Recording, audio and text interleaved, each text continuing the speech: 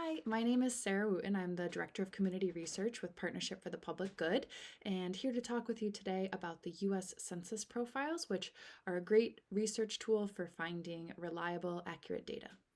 A lot of times when people think about US Census data, they think about the decennial census, the one that happens every 10 years, where the Census Bureau is trying to go out and count every single person effectively. But there are many other surveys that the US Census Bureau does and that can create really helpful data for us to use. So, for example, the American Community Survey is one that the US Census Bureau is sending out continuously. They are sampling a relatively small number of people, at least compared to the decennial census, but because they are continuously surveying people, they're also releasing that data every year. And so, it's a couple years behind in terms of what they put out versus when they got that data, but it's much more immediate versus the decennial census. And because they're asking fewer people for this information, they're also asking for much more information.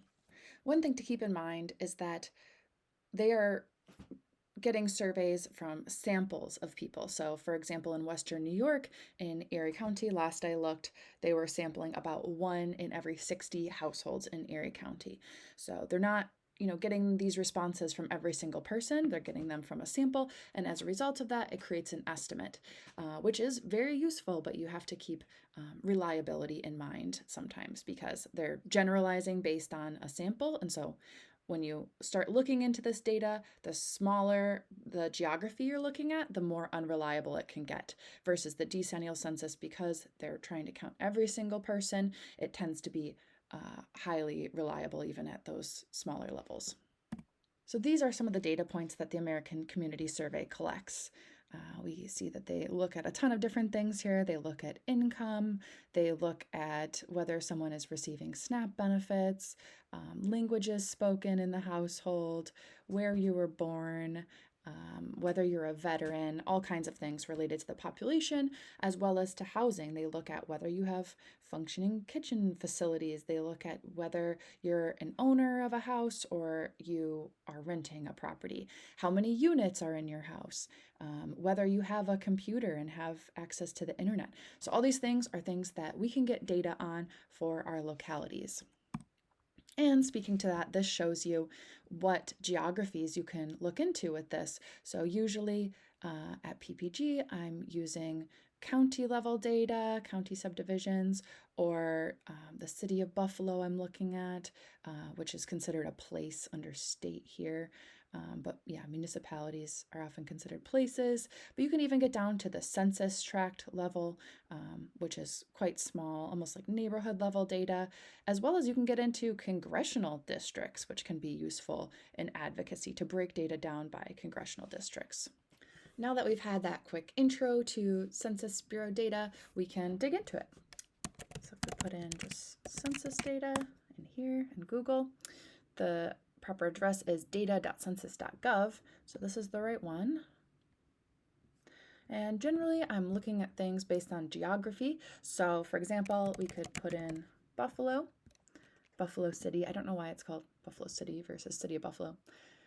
We have a larger training at PPG that gets into using the tables of the Census Bureau, which can be a little bit complicated to look at. But one tool that's really easy for people to use is this Profiles tab. So if you click on Profiles, this is the profile for the City of Buffalo. Click on that. It'll give us a nice map up here to show us what the geography is, and then it'll also give us these high-level stats. So the total population in the City of Buffalo, 278. The employment rate, about 58%. The median household income, $52,000. It's also telling us the sources for this data. So this is the 2024 American Community Survey 1-year estimate versus this is the decennial census. And all of these stats are helpful on their own, right? But it gets a lot more detailed once you scroll down. So each of these high-level stats has a whole section that outlines much more data. So under populations and people, we can see the median age in the City of Buffalo. It also tells us the median age in New York State, so that can be kind of interesting to compare. We can see population by age and sex, by different age groups. We can see the proportion of people who speak a language other than English at home. So that's about 21%, and so on. That's just for the population section. And then there will be a whole nother set of stats for income and poverty and for all of these other high-level topics up here. So this is just a really nice tool to get a sense of some general stats in an area. If you're really interested in one of these stats, you can also click on this, which is the table label. So if you click on this, it'll bring you to the table, which, as I said, can be a lot more complicated to look at. But if you spend some time here, you can get a sense of what's going on. And all of these stats are connected to larger tables, so you can get a lot more information that way as well. And, it's not just cities that you can look at. You can also look at zip codes. So let's put in 14013, and this is a zip code in Alabama, New York, so a bit less populous. And again, we're going to go to Profiles and click on the profile, and it's going to take us there. It just takes a little second to load sometimes, but here we go. We see, here it is.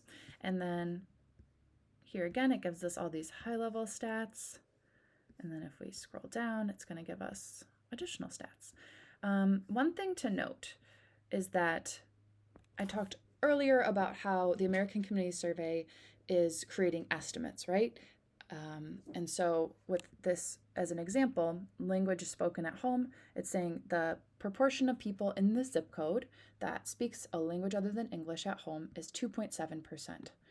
But you also see right next to it here, they have the margin of error.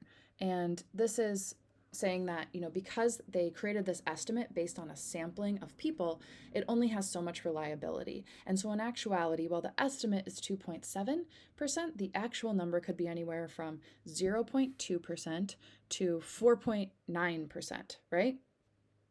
Or more than that, over 5%, 2.7 plus 2.5%. And that's a pretty big range, right? Going from, say 0% to 5%. We don't know exactly where it is in there. So for something like this, when you see that the margin of error is pretty big relative to the estimate itself, it's probably better to zoom out, say, look at county data for this example, where you'd have a better margin of error. Another geography that you can look at, like we mentioned, is even congressional districts. So if we put in a congressional district up here, it would give us data for that, which can be really helpful for going and meeting with your congressional district. You can talk to them about data specific to their district. So that was our overview of the census data profiles.